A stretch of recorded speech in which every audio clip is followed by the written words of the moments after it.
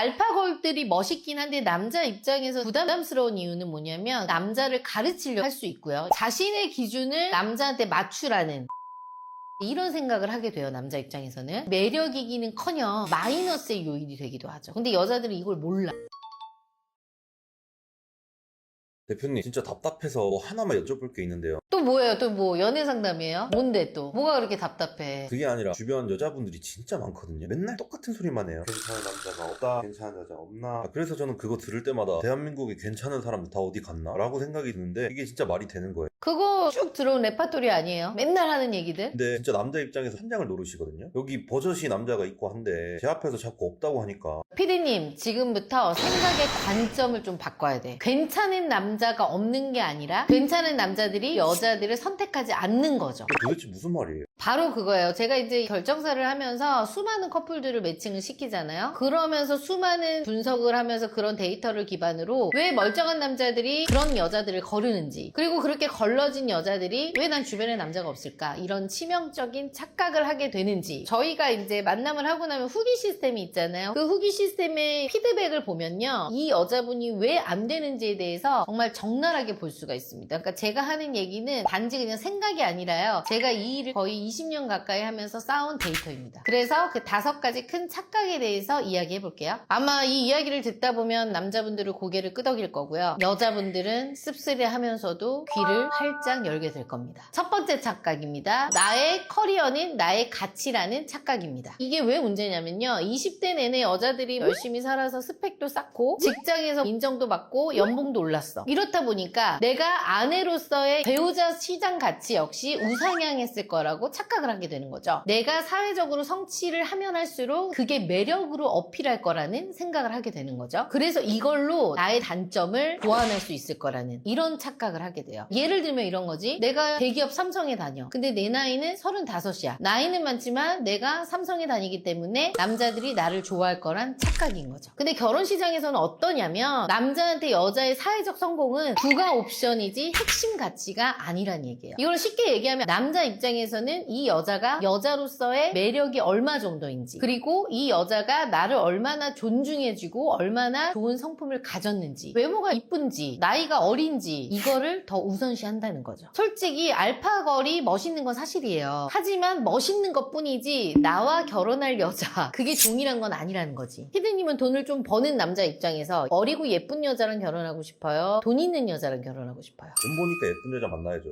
근데 내가 돈이 없으면? 고민이 될 것 같은데. 이건 거야. 내가 어떤 입장이냐에 따라서 달라지긴 하는데 일단 능력 있는 남자들의 대부분은 어리고 이쁜 여자인 거죠. 근데 이제 알파걸들이 멋있긴 한데 남자 입장에서 부담스러운 이유는 뭐냐면 남자를 가르치려고 할 수 있고요. 여자가 스펙이 높다 보면 자신의 기준을 남자한테 맞추라는 권위의식이 있다, 이런 생각을 하게 돼요. 남자 입장에서는. 그래서 이거는 남자 입장에서는 매력이기는커녕 마이너스의 요인이 되기도 하죠. 근데 여자들은 이걸 몰라. 두 번째 착각입니다. 나는 성장, 남자는 완성이라는 이기적인 착각입니다. 이게 무슨 말일까요? 완벽히 준비되어 있는 남자를 찾는다. 맞아, 이거야. 나는 20대 때 나의 열정을 다 태워서 자신의 개발을 하고 나의 스펙을 쌓았으니 모든 게 다 완벽하고 갖춰진 남자를 만나야 된다는 착각인 거죠. 생각보다 여자들이 이런 게 되게 많은데요, 남자하고 함께 고생할 생각은 이제 없고 내가 고생을 이만큼 했으니 보상을 받고 싶은 심리죠. 그렇다 보니 남자는 완성된 결과물이어야 된다, 이게 아니면 난 결혼하지 않겠다 라는 여성들이 솔직히 많아요. 근데 결혼 시장에서 이제 현실은요, 남자들이 바보가 아니야. 여자들이 20대 연애하고 다 즐길 거 즐길 때 어떤 남자들은 미래의 기반을 다지고 열심히 노력을 하죠. 근데 봐봐, 겨우 이제 기반을 다져서 내가 먹고 살만한데 굳이 이런 똑똑한 남자가 무임승차를 원하는 여자를 선택할까요? 기가 막히게 이제 알아본다는 거죠. 그래서 그들은 함께 고생을 하면서 지지해줄 여자를 찾거나 혹은 모든 걸 다 가졌으니 굳이 리스크가 큰 여자를 찾을 이유는 없겠죠. 세 번째 착각입니다. 감성은 연애용, 조건은 결혼용이라는 이중잣대 착각입니다. 20대에는 옷 잘 입고 멋있고 소위 나쁜 남자라는 이 매력에 끌려서 본능에 충실하는 연애를 즐기기도 하죠. 근데 30대 30대가 되면 이런 여자들이 어떤 남자를 원하냐. 경제력 있고 착한 남자, 내 말 잘 듣고. 근데 결혼 시장에서 현실은요, 예전처럼 남자들이 모르지 않아. 다 알아. 왜냐면 저 같은 채널을 보면서 습득하는 남자들도 있고, 요새는 너무 많이 알려주잖아. 이런 거죠. 나는 너의 마지막 사랑이다 라는 이 말 뒤에 어떤 깊은 뜻이 또 숨겨져 있냐면, 너가 이뤄놓은 안정적인 삶이 탐난다. 이런 뜻도 솔직히 담겨져 있는 거죠. 근데 남자 입장에서는 연애 따로 결혼 따로인 여자한테 마음을 줄 수 있는 남자가 몇 명이나 될까요? 솔직히 마음 안 갈 것 같아요. 안 가죠. 그래서 댓글 보면 연애의 즐거움은 다른 사람한테 실컷 누리고 결혼의 안정적인 것만 쏙 빼먹으려는 그런 계산적인 사람은 싫다. 이런 댓글들도 있긴 하더라고요. 진짜 유튜브 댓글 보면은 연애는 실컷 즐기더니 결혼할 때만 이런 남자 찾냐. 진짜 이런 거 너무 싫다. 남자분들이 이런 말 많이 하더라고요. 근데 모든 여자가 다 그런 건 아니지만 실질적으로 이런 케이스도 있기는 하니까 저도 뭐 같은 여자로서 부인할 수는 없네요. 그래서 이제 그런 관계에서 남자는 여자분 당신을 아내로 보는 게 아니라 한방 언니한테 가면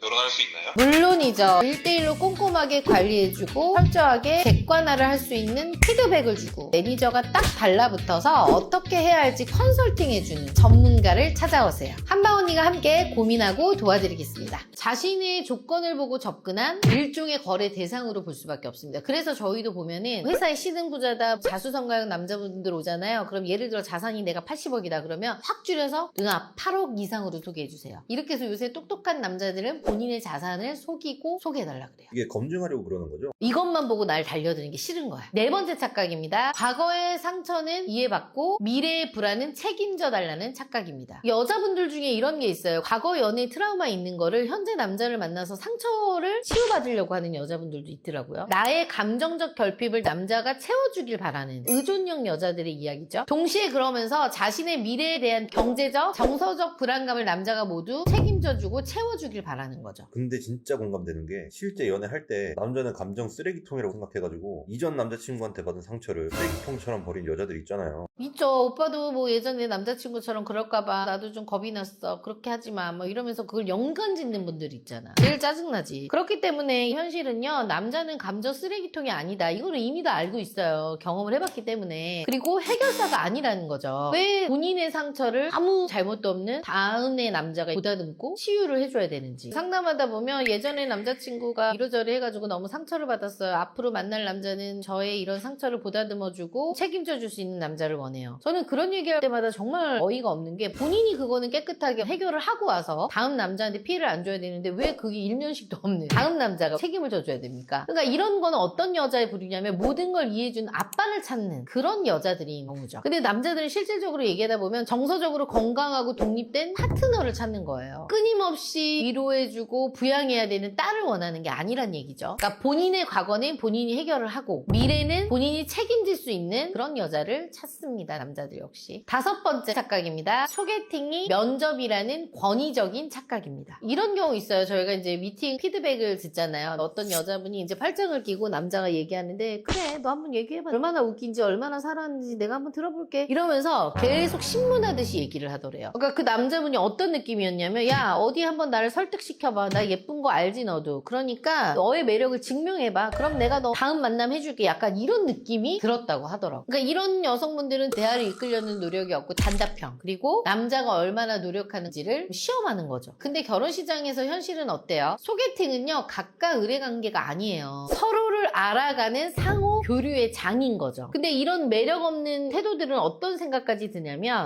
쟤 사회성이 없나? 기본 예의가 없구나 라는 생각이 들고요. 그런 태도는 그 여자가 아무리 미스코리아고 아무리 예쁘고 아무리 좋은 대학을 나와도 이 머리가 있는 남자 눈에는요 무개념 여자로 보일 수밖에 없어요. 그래서 괜찮은 남자일수록 자존감이 높은 남자일수록 그런 무례한 태도를 보이는 여자한테는요 시간 낭비를 할 이유가 단 1도 없다 이렇게 생각을 하죠. 근데 본인들은 정작 어떻게 생각을 하냐, 나는 까다롭고 신중한 여자다 이런 착각을 하는 여자들도 있더라고요. 더 신기한 거는 남들한테 무례하고 매력 없다 이런 여자로 낙인 찍은 거는 몰라. 말을 해줘야 알아. 그래서 저희도 이렇게 그런 분들 간혹 있으면 얘기해 주거든요. 아 그런지 몰랐어요. 이렇게 또 얘기하시는 분들도 있어요. 몰라서 그렇게 행동하는 여자들도 간혹 있어요.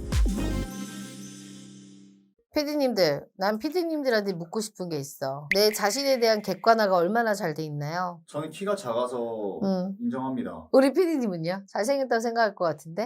네. 자, 우리 여자 피디님 잘생겼어? 훈훈한 것 같아요. 아, 훈훈해요. 성격은요? 성격 친구 편해요. 왜 갑자기 뜬금없이 자기 객관을 왜 제가 요 근래에 매니저들하고 상담을 같이 들어가는데 정말 객관화가 많이 안 되어 있는 분들이 진짜 많더라고요. 내가 이렇게 유튜브에서도 객관화를 외쳤는데도 그래도 안 되더라고요. 그래서 요새 상담하면서 놀라는 경우가 많은데 특히 요 근래에 제가 40대 노처녀 노총각들 상담을 좀 많이 했어요. 그런 분들은 급하시기 때문에 저의 도움이 좀 절실하실 것 같아서 했는데 역시나 왜 안 되는지에 대해서 느낌이 확 오더라고요. 근데 오히려 더 간절하고 급하면 자기 객관화 더 잘 되어 있지 않을까요? 그렇지 않더라고요. 오히려 20, 30대 젊은 친구들이 객관화가 훨씬 잘 돼 있고요. 그리고 그 친구들은 굉장히 쿨해요. 근데 이상하게 다 그런 건 아니지만 40대 남녀들의 꼬장꼬장함이 있더라고요. 제가 요 근래에 만난 40대 남녀분들의 객관화가 안 된 공통된 특징들이 있어서 이 5가지에 대해서 한번 이야기를 정확하게 해볼까 합니다. 첫 번째입니다. 말꼬리 잡는 사람. 아니, 꼬리 잡는다는 게 좋고. 말을요 너무 잘해. 그러니까 뭔가 이렇게 대화를 할 때 본인의 경험치가 마치 답인 것처럼 계속해서 얘기를 하는 거지. 그거에 대해 반문을 하잖아요. 그럼 말꼬리를 잡고 괜히 계속 늘어지는 거야. 그래서 제가 40대 정도 되는 변호사분을 이제 이렇게 소개를 드렸는데 40대면 사실 소개 드리기가 쉽진 않아요. 근데 객관화가 다 돼서 이제 진행을 했는데 또 이제 이게 잘 안 되는 거야. 본인도 조율이. 그렇게 해서 또래의 전문직 남성을 제가 해줬어요. 근데 그 또래 전문직 남성은 본인이 뭔가를 운영하시는 사업가야. 전문직이긴 하지만. 근데 이 40대 여성분은 월급쟁이 그냥 어떻게 보면 회사에 소속된 분이고 저희가 일정을 좀 빨리 잡았더니 이 여성분의 말이 이 남자는 시간이 남아도나 봐요? 왜 이렇게 일정을 빨리 잡아요? 빨리 잡으면 대부분 뭐라 그래요? 감사합니다죠. 일을 열심히 해도 왜 뭐라는 거예요? 그러니까 이제 여기서 이제 우리 매니저들이 이제 멘붕이 오는 거지. 그래서 저희 매니저가 이렇게 설명을 했대요. 이분은 한 회사에 한 50명 이상을 거느리는 대표시고 그렇다 보니까 어때요? 대표니까 시간이 좀 더 있어. 본인은 회사에 소속이 되셔서 시간을 내실 수 없는 분 아니냐. 그러니까 이분을 좀 빨리 잡아드린 거다. 그러니까 약속을 빨리 잡아줘도 그게 말꼬리를 잡아드는 거야. 말만 들어도 질리네요. 그러니까 일명 노처녀 히스테리 같은 게 있는 것 같아. 그리고 이제 저희가 집도 이제 남자분이 좀 인증이 다 돼가지고 정말 좋은 집에 사셔서 저희가 이제 등기부 등본 다 확인을 했어. 근데 그런 동네에는요 그런 집이 없습니다. 본인이 알아봤대요? 본인이 모르면 없는 거야. 진짜 매니저님들 너무 당황한 거지. 항상 자기 말만 맞고 남의 말을 안 듣는 거예요. 그러니까 저희가 이렇게 상담을 할 때는 너무 좋은 분인데 진행을 하다 보면 이렇게 성격이 나오는 거야. 그리고 또 이런 분의 특징이 뭔 줄 알아? 자기가 보고 자기가 이제 느낀 것만 믿는 분인데 꼭 주변 사람들 핑계를 대. 제 친구가 이런 남자 만나지 말래요. 아니 방금 대표님이 분명히 자기가 보고 듣는 것만 믿는 거잖아요. 근데 친구만 믿는 그러니까 친구들이 소개를 못 해주고 친구들의 소개도 안 되니까 저희를 찾아오신 건데 친구들이 뭐 결혼하지 말라 그러면 안 할 거야? 친구들이 죽으라면 죽을 거야? 그리고 나이 40이 넘어서 무슨 친구들 얘기를 해요? 그 친구들도 알고 보면 결혼도 못했어. 너무 답답하더라고요 이런 분들은. 두 번째입니다. 가족의 능력을 내 능력이라고 착각하는 남자입니다. 예를 들면 내 부모나 내 형이 어떤 큰 사업체를 하고 있어. 근데 그게 내 힘이 아니라 부모님과 형제의 힘으로 일어난 건데 나는 그 밑에서 일을 하고 있는 거죠. 근데 그게 마치 내 업적처럼 저희 쪽에 오셔서 엄청난 자랑을 하시는 분들이 있어요. 어떤 식으로? 뭐 우리 엄마가 이번에 어디 투자했는데 어디에 건물 갖고 계시고요. 그러면 본인 소유로 뭐 해주신 게 있나요? 아니 아직은요. 해주실 거예요. 이런 식으로. 근데 그런 분들이 또 되게 깐깐하게 봐요 여자를. 그때만 높아진 거예요. 콧대만 높아진 거죠. 그리고 이건 거야. 내 능력은 진짜 3이야. 근데 내 능력을 30으로 부풀리고 다니는 거지. 근데 진짜 본인의 능력이 정말 있는 분들은 이렇게 행동을 안 하더라고. 더 숨기려고 그러고 더 겸손해요. 그래도 가족 빼더라도 본인 수입이 꽤 많을 수 있잖아요. 또 그렇지도 않아요. 본인 수입이 많아버리면 상관이 없는데 그냥 가족 거야. 가족 거고 예를 들어 자기가 타고 있는 차 엄마가 사준 거. 본인이 입고 있는 거 엄마가 사준 거. 본인이 살고 있는 집도 엄마 집. 그러니까 이런 분들은 엄마나 가족의 그 동의 없이는 결혼도 안 해요. 정확히 안 하는 게 아니라 못 하는 거죠. 그러니까 본인이 스스로 일어설 힘이 없는 거죠. 근데 저는 솔직히 이렇게 말해서 이런 분들은요. 그냥 차라리 결혼을 안 하는 게 낫다고 생각도 해. 왜냐면 결혼해서 와이프 될 사람은 문제예요. 가서. 그럼 뭐 가족들 비유만 치고 살아야 돼? 그럼 누구 여자의 인생을 이걸 망하게 하려고. 그냥 오히려 혼자 사는 게 난 나을 것 같아. 그래서 저도 얼마 전에 이렇게 뭐 상담을 하는데 자꾸 그런 분이 왔길래 그냥 제발 혼자 사시라고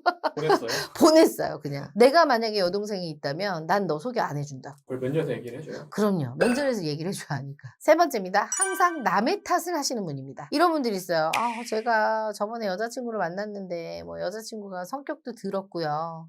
정말 너무 질리는 스타일이라 헤어졌어요. 뭐 이렇게 약간 탓을 하시는 거. 그래, 그럴 수 있어. 그래서 헤어질 수 있는데 얘기를 하다 보면 무조건 자기 탓이 아니라 다 남이 잘못했다고 하더라고요. 그러니까 대부분 아유 제가 뭐 부족해서 헤어졌죠. 이렇게 얘기를 해야 되는데 무조건 뭐 상대방의 탓을 돌리시는 분들이 있어요. 우리도 이렇게 들어보면 상대방의 탓이어도 내 탓으로 돌리잖아. 대부분 나이가 들면 들수록. 근데 그게 아니라 나이하고 걸맞지 않게 48 정도 되시는 남자분이었는데 자기가 마치 여자한테 피해를 입은 것처럼 얘기를 하더라고. 그리고 여러분들도 아시다시피 모든 사건에서 100대 0이 어딨어요. 내 잘못도 있는 거잖아. 근데 그게 없고 다 상대방이 잘못한 거야. 그래서 이런 경우는 또 이제 본인 잘못도 남한테 뒤집어 씌우는 경우가 있죠. 그래서 제가 대화를 이렇게 해보니 너무 좀 아닌 것 같아서 그분도 제가 얘기를 했죠. 왜냐면 우리가 회사에서 잘해줘도 잘 안 되면 우리 회사 탓을 할 것 같은 거야. 그래서 그냥 다른 데 가보시라고 했어요.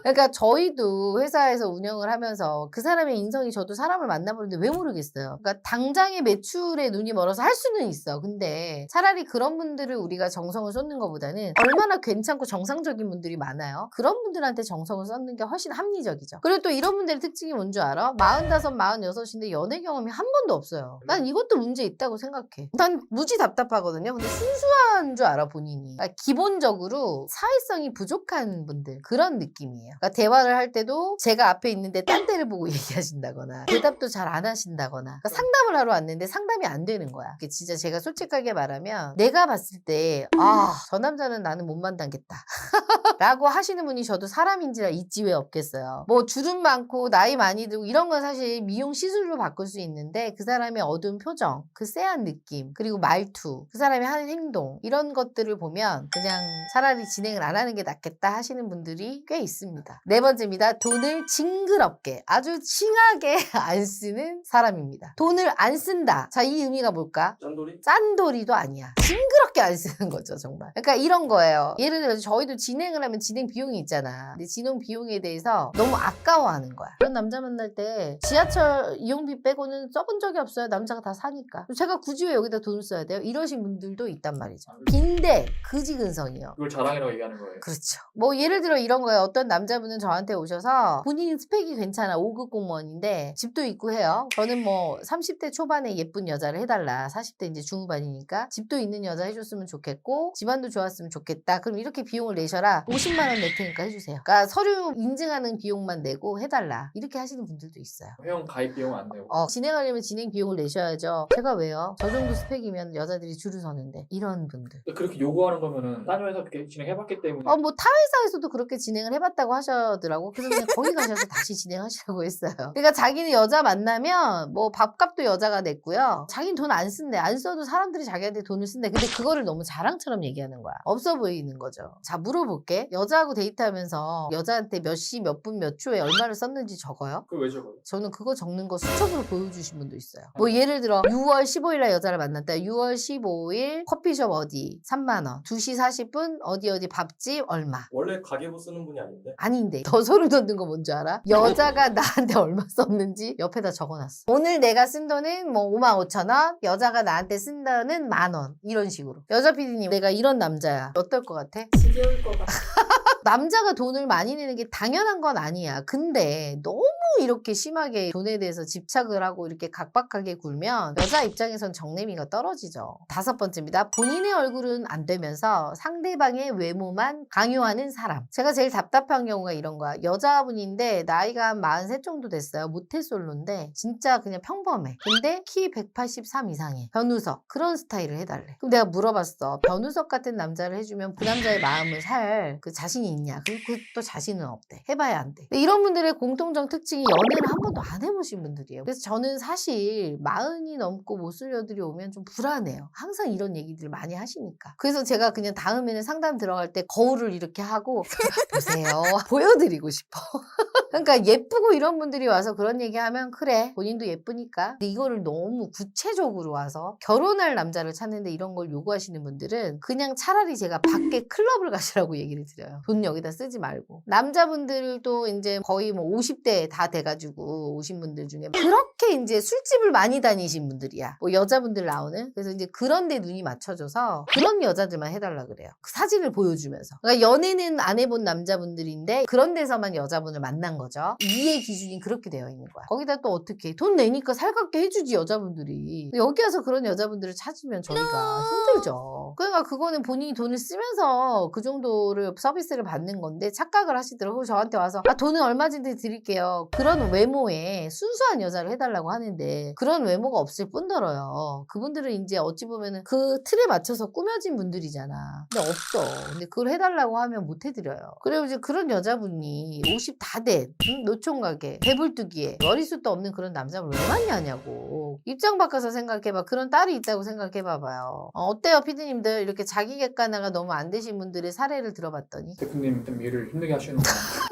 이거는 제가 진짜 작게 얘기한 거고 엄청나게 많습니다. 오늘의 영상을 보시고 진짜 뭐야 뭐 하면서 저를 또 욕하시는 분들도 있겠지만 저는 있는 그대로 솔직하게 얘기했을 뿐이고요. 왜 나이값을 하라는 말이 있잖아. 인생을 어느 정도 중반부까지 살았으면 객관화도 또 할 줄 알고 남의 말도 들을 줄 알아야 되는데 이렇게 자신의 상황을 인지를 못하고 나이를 먹어서까지 객관화가 안 되신 분들은 저는 오히려 어떻게 생각하는 줄 알아요? 그냥 혼자 살아라. 결혼정보회사 대표가 이렇게 혼자 살으라고 얘기할 정도면 끝난 거죠. 그래서 그냥 남의 귀한 집 아들과 남의 귀한 집 딸의 인생을 생각하셔서라도 이렇게 좀 객관화가 심하게 안 되신 분들은 그냥 혼자 사시는 거를 추천드립니다.